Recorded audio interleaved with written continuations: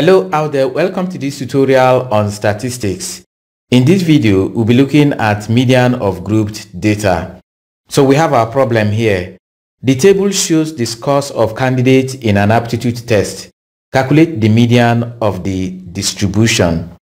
So we have the table here with the class intervals representing the scores of the student in group, which means those that scores between 1 and 10 are 5 in number. 7 candidates scored 11 to 20, 10 candidates scored 21 to 30, 12 candidates scored 31 to 40, 12 candidates scored 31 to 40, 4 candidates scored 41 to 50, and 2 candidates scored 51 to 60. In order to calculate the median of this distribution, we need to bring in our formula. So our formula is median is equal to lower class boundary of the median class plus the total population divided by 2 minus cumulative frequency before the median class divided by frequency of the median class, then multiply by the class width.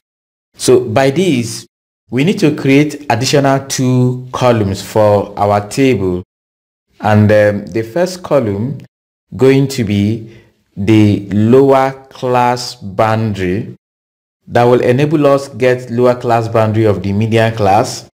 So we start with that. We look at the lower limit.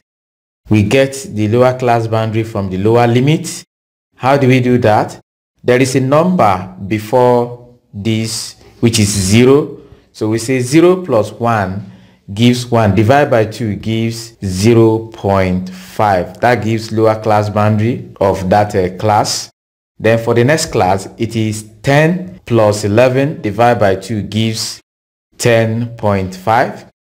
20 plus 21 divided by 2 gives 20.5. 30 plus 31 divided by 2 gives 30.5.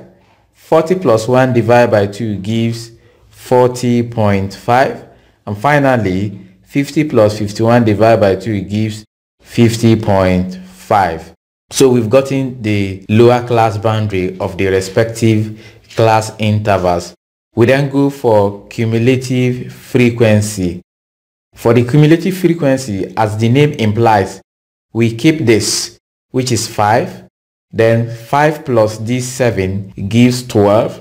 12 plus this 10 gives 22. 22 plus 12 gives 34. 34 plus 4 gives 38. And 38 plus 2 gives 40. The population of the distribution is 40.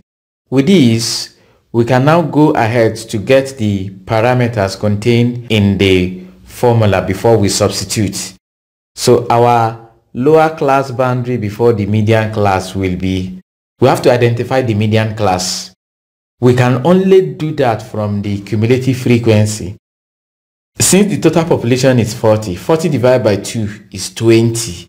We now look where 20 falls within the cumulative frequency.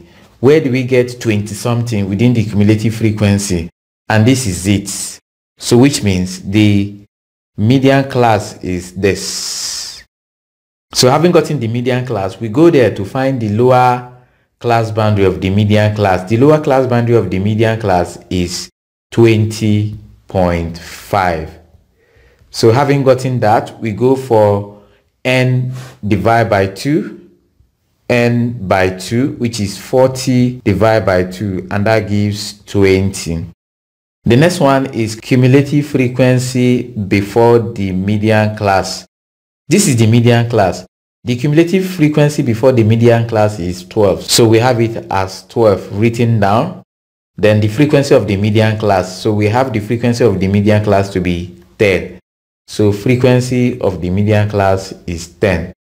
Now we go ahead to calculate our class width. The class width can best be obtained from here now, from the lower class boundary column. We check the difference between the corresponding lower class boundary. Look at it here, 50.5 minus 40.5 is 10. 40.5 minus 30.5 is 10, and if you check it along, it will give you 10. So the class width is equal to 10. We can also call it the class size. We can also call it the class height. So that is it for the parameters. We can then go ahead to substitute these parameters into the formula. So we have it here. The lower class boundary of the median class, we've gotten it to be 20.5. Here it is plus, we open the bracket, n divided by 2 gives 20 minus cumulative frequency before the median class, which is 12. 20 minus 12 divided by the frequency of the median class. The frequency of our median class is 10, then multiplied by the class width, which is 10. So you can see that this 10 can easily cancel this 10, so that our median class now becomes 20.5 plus 20 minus 12 is 8. Therefore, we have the median to be 28.5. And that's all for the solution of this problem, since we have met the requirement by calculating the median of this distribution. And this is where we are ending this tutorial. Thank you for watching. I hope you enjoyed it. Please like and share this video. Until we come your way again, goodbye.